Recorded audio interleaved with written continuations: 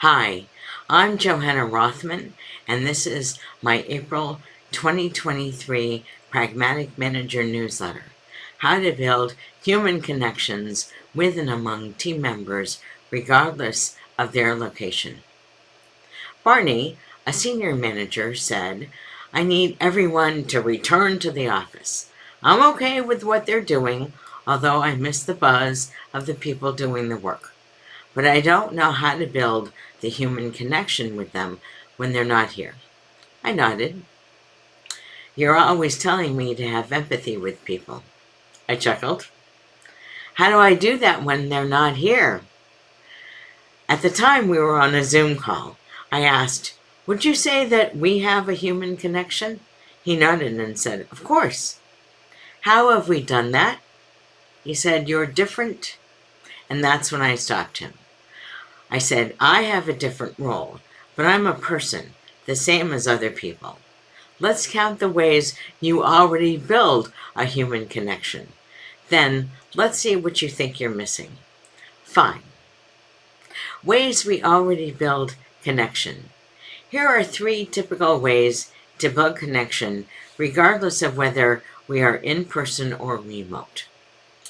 Proximity. How far away are we from each other? Which addresses how we see and hear each other. Are we within the co-location distance of 8 meters? When we are in the same room, at the same table, or the next desk, we have plenty of proximity to clarify all the little things that arise that can confuse us.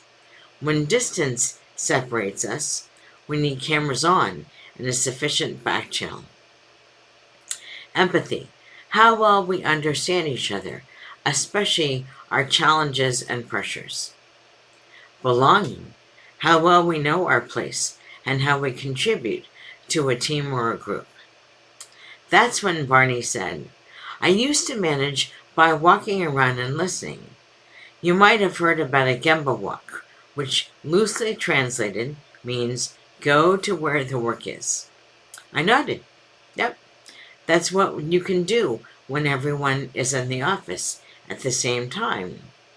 "I want to do that," he said. "That's how I really connect with the people doing the work." Barney's a sharp guy, so I'm sure he did not interfere with people when he walked around and listened. After a discussion, he decided he could use these alternatives to his in-person walking around and listening.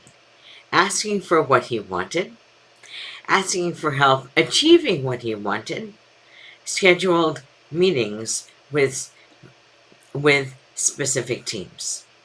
Alternatives to managing by walking around and listening. First, Barney asked teams if there was an equivalent way of managing by walking around and listening when the teams were hybrid or remote. That was an example of asking for what he wanted. One team said, "How about you come to our demos? We have them every Wednesday at 11:30 in the morning." Barney had a standing meeting then, but he decided he could move that meeting and ask his leadership team to also attend the demo bi-weekly. As a side effect, the leadership team changed their meeting approach and reduced their meeting durations. Always a benefit. There were several other teams, and none of them wanted Barney or the leadership team at their demos. That's when Barney said, "I'd like to reinforce my connection with you. How can I achieve that? I am happy to consider alternatives you recommend." That's an example of asking for help. Several teams offered alternatives, most of which involved explaining where they were with their work. Well, one team said, "We'd like to connect with you too. Let's schedule a lean coffee, and here are some times that work for us." Over 2 months, they all worked out the problems. Barney reinforced his feelings of connection, and so did everyone else. Location matters less than we think it does. Barney said, as a senior leader, I thought I could ask people to work the way I wanted them to. especially by coming back to the office. I nodded, only smiling a little. He continued, but the more I explain what I want, the more I ask for help, the better the solutions tend to be. That's because you're not trying to be Superman, I said, solving all the problems and telling people what to do. You're creating an environment where everyone can succeed. You have the information and connection, and so does everyone else. When do we need people in the office? He asked. I bet you have opinions about that too.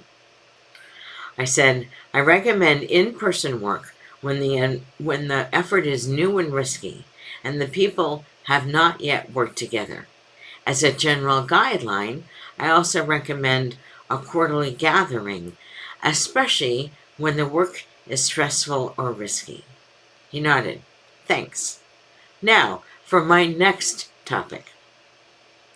This newsletter touches on topics in Behind Closed Doors, Secrets of Great Management, from chaos to successful distributed agile teams, successful independent consulting, and all 3 of the Modern Management Made Easy books.